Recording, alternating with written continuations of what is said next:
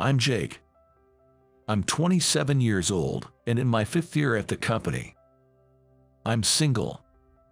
I work for a company that supplies parts to major corporations. At work, I'm in charge of office tasks in the sales department. I was promoted to a senior position 2 years ago. My subordinates are all contract employees, so overtime is not an option for them. The overflow inevitably becomes my responsibility. As a result, I'm always busy, and the only days I can leave work without working overtime are the first few days of the month. Otherwise, overtime is a must. There have been times, like at the end of the month or quarter, when I've had to pull all-nighters. My rental apartment is located about an hour away from the downtown office, in the suburbs. I prefer waking up to the chirping of birds rather than the noise of cars. This was a choice prioritizing living environment over convenience. Still, there are times, especially when I'm tired from work, when I wish I could get home quicker. Today, like many others, I worked late.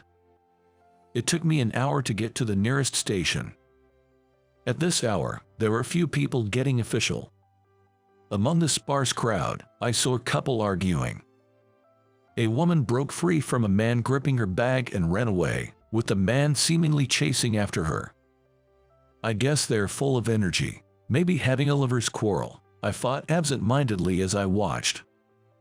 Thinking it's too much trouble to eat at this hour, I stopped by my usual supermarket and bought a discounted deli and a beer with a half-price sticker. I trudged home from the bright station square, passing the supermarket. The white lights of the street lamps along the road seemed to guide me home like runway lights. I pushed my exhausted body forward on my way home. Suddenly, I saw a woman staggering ahead with an unsteady gait. I wonder if she's drunk. I hesitated between keeping my distance and overtaking her, but she was walking quite slowly. As I got closer, the distance between us narrowed. Given the pace, I decided to overtake her. As I got closer to the woman, her appearance became clearer. She was stumbling, dragging her left foot. Her clothes were covered in mud, especially on the left side. Her hair, about shoulder length, was disheveled. It was quite an unusual sight. Moreover, on closer inspection, she was barefoot. It was increasingly bizarre. Well, that's pretty sad, but doesn't she have someone with her, like the person she was drinking with, to take care of her? Maybe I should say something. With that thought, I approached and spoke to her. "Excuse me." Before I could finish, the woman collapsed to her knees. Startled, I instinctively caught her as she fell and called out to her. Are you okay?" She seemed unconscious, but she was breathing.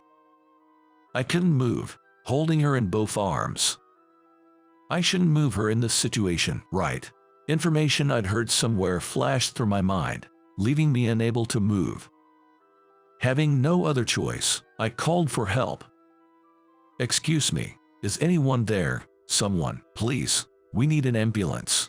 Despite the late hour, residents who heard my voice came out. Everyone looked on with curious faces. Oh dear, are you okay? Is she your girlfriend? What happened?" A lady in her nightwear approached me to talk. "No, I don't know her. She was walking ahead of me, then suddenly collapsed. Could someone please call an ambulance?" A man, who seemed to be the lady's husband, said, "All right, I'll make the call," and went back inside his house. Meanwhile, the lady kept staring at me. "Aren't you the guy who always buys half-price delis at the supermarket?" Oh, yes, that's me. I bought one today too. I'm single, so." Upon closer inspection, I recognized her too. You're the cashier at the supermarket." Yes. I remember you because you always buy the half-priced ones." As I was talking to the cashier lady, I could hear the sound of a siren in the distance. It seemed like the ambulance had arrived.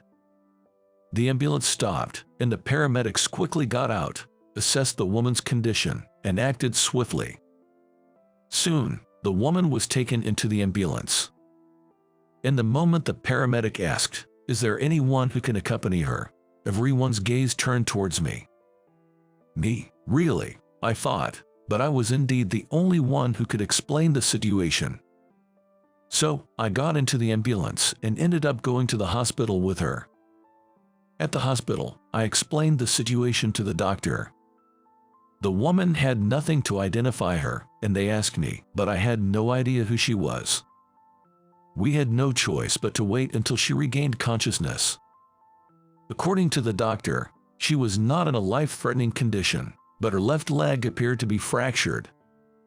There was no need for me to stay at the moment, but the police would be involved later, and I would be questioned again. I left my contact information and decided to go home. Since I was quite far from home, I called a taxi to return. It was a costly expense. When I got home and changed, I felt a wave of fatigue hit me. Knowing I had to go to work the next day, I heated the deli, took a shower, opened a beer, gobbled down the food, and got into bed. Just as I was about to relax in bed, the phone rang. It was the police. I explained the situation just like at the hospital, stating I didn't know the woman or her identity. They understood for the time being, but said they would contact me again later. Looking at the clock, it was past 2 a.m. What a long day. I forced my eyes shut, trying to sleep, but I could hardly get any rest. The next day, I miraculously found a seat on the train to work. I managed to get a little sleep, which was a relief. Blending into the crowd as usual, I headed to work. It was a day like any other, as if yesterday's incident never happened. It's amazing how such a significant personal event can have no impact on the world. With that thought, I arrived at the office and greeted everyone with a forced good morning. After the morning meeting, I started my usual work. Another day of the same old routine began. Or so I thought. After finishing a task, I looked around and noticed that my boss, Tom, and the section chief, Ken, were not at their desks. Did a sudden meeting start? Eventually, Tom came back. Instead of going to his own desk, he came straight to mine. Why? As I was wondering, he suddenly patted me on the shoulder. This is the shoulder pat, a sign of being fired. My heart sank in an instant. You did well. Surprisingly, Tom was smiling. Ken, who arrived later, was also looking over with a smile. Jess, what's this about? I asked tentatively, forcing a nervous smile. Tom continued with a grin. Actually, we got a call from the president of our client company, Mr. Smith. He said you helped his daughter last night. That woman was President Smith's daughter from the company, I exclaimed in my mind. No, I just called an ambulance for a woman who collapsed near my home on my way back last night. I explained briefly to Tom. This afternoon, President Smith is coming to meet our President Williams. He wants you to be there too, so please make yourself available. I'm counting on you. Yes, I understand. This situation seems to be getting more serious. What's going to happen to me? As scheduled, President Williams returned in the afternoon. Soon after, President Smith also arrived at our office. Escorted by Tom and Ken, I headed to the president's office. Excuse me, I've brought Jake from the sales department. I've been waiting. Come in. President Williams's voice came from inside the room. I started to feel nervous. Tom opened the door, and we entered the president's office. Sitting on the guest sofa, facing our President Williams, was President Smith, with a woman beside him who seemed to be his wife. Sorry to keep you waiting. This is Jake, the chief of our sales department. Nice to meet you. I am Jake, the chief of the sales department, I said. When I raised my head, President Smith and his wife stood up and came over to me. So you are Jake. I'm Smith. This is my wife. She wanted to meet you too. Thank you so much for helping our daughter yesterday. Jake, thank you very much for helping our daughter. We really appreciate it. President Smith firmly grasped my right hand with both of his and shook it vigorously. His wife showed respect, with a polite nod and smile. Let's calm down. Sit down and let's talk over some coffee. President Williams intervened, and they returned to their seats. Jake, the discussion from here on is about a private matter of President Smith, so I would like it to be off the record. Is that okay? President Williams looked at me meaningfully. Is it all right for me to be privy to such a discussion? President Smith said, I went to the police today about yesterday's incident, and they said we needed your cooperation. So I have the approval of our president here. Understood. If I can help you, I'm at your service. President Smith.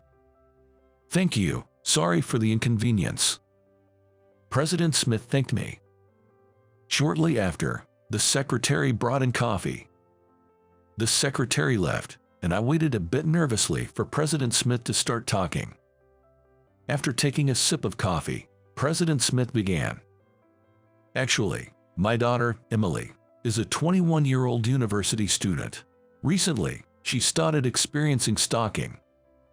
I was shocked by this unexpected revelation. I remembered Emily's appearance from yesterday. Our home is in the suburbs, and Emily's university is in this city. Turns out, President Smith's home was quite close to mine. She is in her third year now and became busy with late returns due to being part of the festival committee. President Smith sighed and took another sip of his coffee. She hasn't been coming home for a few days. We checked with all her close friends and relatives, but she was nowhere to be found. We were about to file a missing person report with the police yesterday if she didn't return. President Smith placed his hand on his wife's shoulder. Then yesterday, we got a call from Central Hospital saying that our daughter was brought in by ambulance. We rushed to the hospital immediately. When we got there, she was asleep under anesthesia. Seeing her in bandages and in pain, I couldn't stop my tears. President Smith wiped his tears. His wife also brought a handkerchief to her eyes.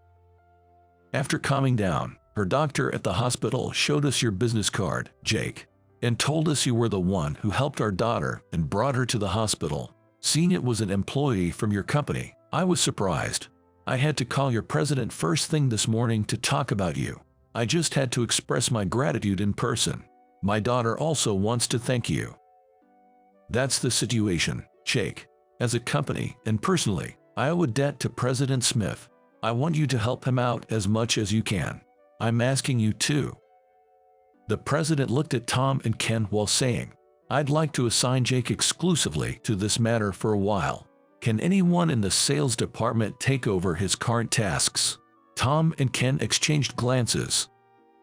Tom answered, Jake's current duties involve compiling sales figures from the sales department, organizing reports, and creating monthly and quarterly sales strategy documents based on the analysis. Unfortunately, there's no one else but Jake who can handle these tasks. I see. So you both have experience with these tasks from your time as chiefs? The president asked Tom with a smile.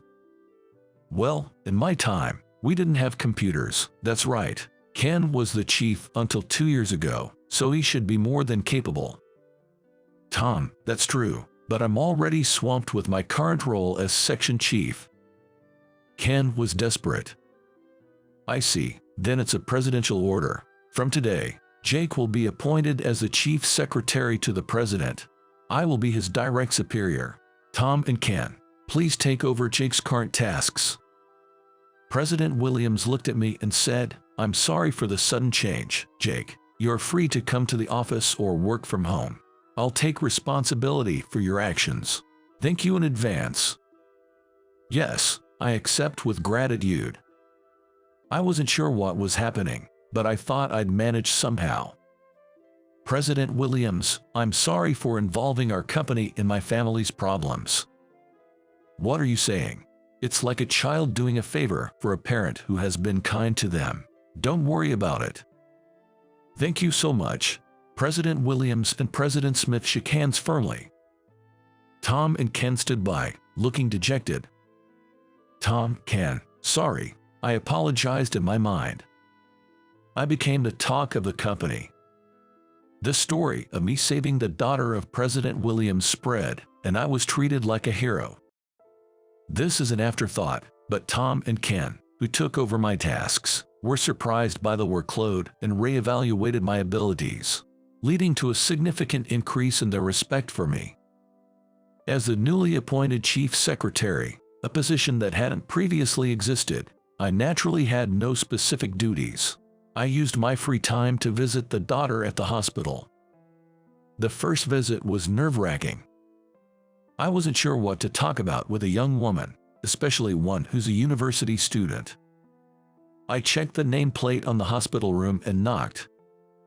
This is a president's daughter. Her room was a private one. Come in, a voice replied. Excuse me, I said, entering. It was the lady's voice I heard. As I entered, I greeted. My name is Jake from Company ABC. Today, I've come to visit Miss Emily. Oh my, Emily, this is Jake, your benefactor. The lady introduced me to her. Oh no, I'm embarrassed to be seen like this. I heard Emily's voice from behind the curtain. Her voice sounded lovely. What are you saying? Come on, please sit here. The lady opened a curtain and offered me a chair. Good afternoon. I'm sorry I couldn't come to greet you sooner. I greeted her, and when I looked up, only her eyes were visible above the blanket. What's with that attitude? It's rude to him. Chided by the lady, Emily showed her face from under the blanket. Hello, Jake. I'm Emily. Thank you so much for helping me when I collapsed the other day, and I'm sorry for causing you so much trouble because of me. Emily sat up halfway in bed and greeted me. She seemed to be a well-mannered young lady. It was the first time I had a good look at Emily's face. That night, it was dark, and she was dirty, so I didn't remember her well, but in the light, she was quite a beauty with big, round eyes. Her semi-long hair was tied back in a braid, probably because she was in the hospital. This made her look like a high school student. I was so captivated by her beauty that I stared blankly. Jake, is something the matter? The lady asked, noticing my lack of reaction. No, sorry. You're just so beautiful. I couldn't help but stare. Silly me, letting my inner thoughts slip out. Oh, you're quite the charmer. The lady laughed. Thank you. Emily's face turned bright red. As for me, my mind was a complete blank. At first, the visit was like this, but thanks to the lady's consideration, we enjoyed a pleasant conversation. Emily had been scared and agitated immediately after being hospitalized, but now she seemed much calmer. My visit was allowed because she had regained her composure. During our conversation, I discovered that Emily attended my alma mater, which was a pleasant surprise and led to a lively discussion. When it was time to leave, Emily asked, Jake, will you come again? You will visit me, won't you? Emily's mother escorted me to the door. She said, since her hospitalization, Emily had been so withdrawn, not responding to anyone. But seeing her laugh and talk so much today was a first. Could you please visit again? Of course, Emily is my junior at university, after all. I will definitely visit again. Please take care. Later, there were several inquiries from the police. They asked if I had noticed any suspicious individuals nearby. That reminded me of the couple arguing at the station, which I mentioned to them. The couple might be related to the case, the officer said, interested in my recollection. According to the police, she dreaded being stalked on her way home, so she stayed at an internet cafe. Exhausted and feeling helpless, she decided to return home. On the train, she encountered her stalker and fled from the station, but the stalker pursued her. Panicked, she ran into a dark area and wildly dashed through a field's bushes. She eventually fell into an irrigation channel and injured herself. She also lost her bag. The irrigation channel provided a hiding spot, allowing her to ultimately escape. After hiding for a while, she thought it was safe to return home. Disoriented and in pain from her injuries, she walked aimlessly until she lost consciousness. Later, Emily's recovery went well, and she was soon able to leave the hospital for home care. Thus, the visit would be to her house. Her home means the residence of Mr. Smith, the president of the company. When I offered to visit, I was invited to dinner instead. The prospect of visiting her home felt far more daunting than going to the hospital. With determination, I went to visit. "Welcome, we have prepared dinner for you, so please stay and eat with us." The lady of the house greeted me with a smile. "Thank you for having me. I'll gladly accept your kind offer today," I replied. I was comforted by her smile. The president's house was impressively large and overwhelming.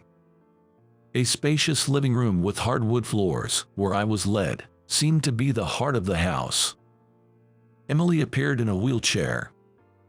"Jake, it's been a while," she greeted. "Emily, I'm sorry for not visiting sooner," I apologized. Emily had returned to a semi-long hairstyle. Personally, I thought it suited her age better and looked quite cute.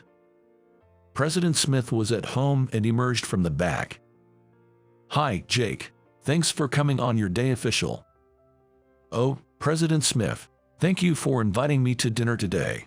I will take you at your word." "Well, it's my wife's cooking. Please enjoy. And, since it's a day off and we're informal, please don't call me President.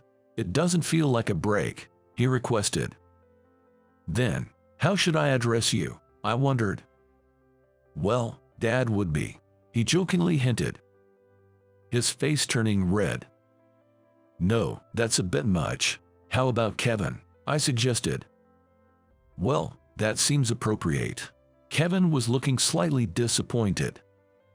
The dinner prepared by his wife was delicious. "How do you like it? Is it to your taste?" she asked. "Everything's great. This vegetable and chicken stew is exceptional. As a single guy, my meals are pretty dismal, so I'm quite envious of you, Kevin," I complimented. "Oh, that's nice to hear. Neither my husband nor daughter ever say it's delicious." She is puffing her cheeks in mock annoyance. "The vegetables are delicious, aren't they? They're homegrown by my cousin just over there," Kevin proudly said, slightly tipsy from his beer. "I used to play at my uncle's place as a kid. It was fun." Emily is smiling too. Enjoying a meal with a smiling family made me think about the joy of family. Family is really something special. "I need to find a wife soon," I blurted out, perhaps a bit drunk. Awkward silence.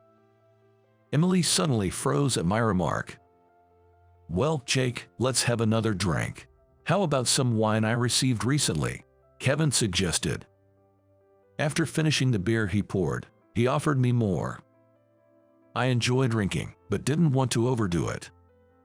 "Dad, don't drink too much. Jake has work, so let's keep it moderate," Emily cautioned. "He's just happy to have someone to drink with, right, Kevin?" His wife smiled at Kevin while clearing the empty plates. I had a wonderful time and decided to leave. She packed some stew in a container for me to take home. Feeling angry at the stalker who threatened this happy home, I wanted to protect their happiness. The investigation into the stalker was proving difficult, with little information and no leads to follow.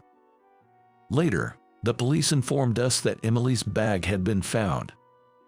I accompanied Emily to the police station, where it was confirmed to be hers. According to the police, there were blood stains on the brand logo's metal part. The blood wasn't Emily's, it was likely the perpetrator's. It seemed the stalker had injured his hand. Looking at the bag, I thought, if someone got cut by this mark, it must be a deep wound. Then one day, at the entrance of my usual supermarket, I ran into the cashier lady, busy cleaning. "Oh, Jake, are you here for the half-price stickers again today?" she asked. Since that incident, I had become friendly with the cashier lady. Today's target is the croquettes. They had a potato sale last week, so there should be leftover croquettes coming out today. The cashier lady grinned and gave me a thumbs up. After chatting for a bit, I browsed through the supermarket. In the deli section, I was torn between croquettes and fried chicken. As I was deciding, I heard a tisk sound from behind and saw a man reaching for the fried chicken. Sorry. I hastily moved aside. The man, looking rather unfriendly, glanced at me, grabbed the deli, and walked away. That's when I noticed a significant scar on the back of his hand. Could that scar be from Emily's bag's clasp? I wondered. After he paid at the cashier lady's register and left, I asked her, "Did you see that man's hand injury?" "Oh, yes. I've seen him around quite often. He used to have a bandage on his hand for a while, but not today. He works as a part-time delivery guy for a food service. He's delivered here a few times," she explained. So, he could have seen inside homes during deliveries. A piece of the puzzle clicked. I felt a flicker of hope in the dark. I invited Emily to come shopping at the supermarket a few times. Moving with crutches was hard for her, but she seemed to enjoy the rare outings. Her smile was always lovely. After repeating these visits for a few days, the man with the scar finally appeared. I quickly hid and peeked out. "Emily, do you recognize that man?" She clung to my arm. "That's the manual, the stalker who's been following me," she whispered. I immediately called the police. After explaining the situation, they waited at the supermarket entrance. Emily identified him, and the police apprehended him. He was indeed the stalker. He had fallen in love with Emily at first sight during a delivery to her home. After that, it had become increasingly obsessed. At least now, Emily was safe.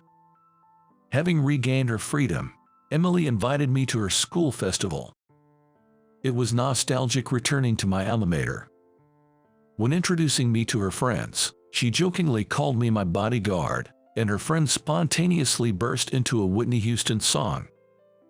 I sent my support to these endearing juniors. They would someday experience the bittersweetness of working life.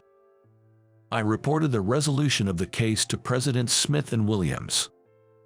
President Smith was very grateful. "Jake, you're exceptionally capable, with a strong sense of responsibility and perseverance in achieving goals. I'd love to have someone like you at our company," he praised, making me blush. Oddly, President Williams gave me a monetary gift. I decided to share it with Tom and Ken, who had covered for me at work. Later, a party was held at the Smith residence. It was a barbecue gathering for everyone involved. Throughout the event, I received many thanks from President Smith and his wife. Emily, now on her feet, was happily entertaining the guests. As the party was winding down, President Smith called me over to his table. He offered me a glass of wine, which I accepted. "I've grown quite fond of you through this incident. You helped my wife and Emily. I envy your company's president for having you. I'm considering how we might work together," he said. "What do you mean?" I asked, puzzled. Just then, Emily came over. "Dad, I brought some more drinks," she said with her bright smile. Her smile was wonderful. Seeing it made all the effort worth it. "Emily, can I talk to you for a moment?" "What is it, Dad?" she replied. President Smith called Emily over. "I'll get straight to the point. Jake, I was wondering if you would marry Emily," he said. Whoa, I accidentally spat out the sake I was sipping. Emily was frozen in shock. "President Smith, that's a pretty heavy joke," I managed to say. "It's no joke. I wouldn't choose my daughter's partner lightly. Jake, I believe you are worthy of her. After witnessing your actions, I've come to trust you with not only Emily, but also my business someday." Emily's face turned bright red. "Dad, what are you saying so suddenly?" she stammered. "Truthfully, I had feelings for Emily, but accepting such a proposal too quickly might seem like I was after her family's wealth. I needed to tell Emily how I had felt about her for a long time. Besides, resolving the case meant my connection with Emily might come to an end. I couldn't bear that thought. So, I half-desperately spoke to President Smith. "President Smith, I'm grateful for your words. I like Emily very much so." Emily's eyes widened in surprise. However, accepting this offer too lightly would be disrespectful to Emily, as if I'm marrying her for status or wealth, I explained. President Smith stared into my eyes intensely. It almost overwhelmed me, so I downed the steak in front of me in one gulp. "If Emily accepts my confession, then I will consider your offer," I said. I turned to Emily. "Emily, from the moment I met you in that hospital, I fell for you, so I'm confessing now. I'm a simple man, but I want to protect you forever. Will you go out with me? Will you give me your life to cherish? I might make you cry, but I'll never let you suffer. Please." With that, I extended my right hand to her. Closing my eyes, I waited. After what seemed an eternity, my hand was enveloped by her small, warm hand. When I opened my eyes, there was Emily, her eyes brimming with tears. She jumped into my arms. "You have to take responsibility for making me feel this way. If you're okay with someone like me, please be with me forever," she said. I embraced Emily tightly. Unbeknownst to us, everyone had formed a circle around us. President Smith began clapping slowly. Soon, the entire crowd joined in applause. Enveloped in applause, I thought, what have I done? What now? I fainted. Fast forward a few years. Surrounded by well-wishers, Emily and I were at the peak of happiness. Today was our wedding day. I couldn't help but be captivated by Emily in her white wedding dress. President Smith, in tears, was being comforted by his wife. From now on, I would call them father-in-law and mother-in-law. After that party proposal, I thought I had it all figured out, but the combination of alcohol and nerves caused me to pass out. I still get teased about that to this day. But I remember every word of my confession. "Emily, do you remember what I said at the party?" "I forgot," she teased. "Really?" "Yes, so I want you to say it again. I'll make sure you don't make any mistakes." "You remember, don't you?" "Haha." Emily's smile today. The most beautiful I've ever seen. Determined to keep her smiling forever, I vowed to protect Emily for the rest of my life.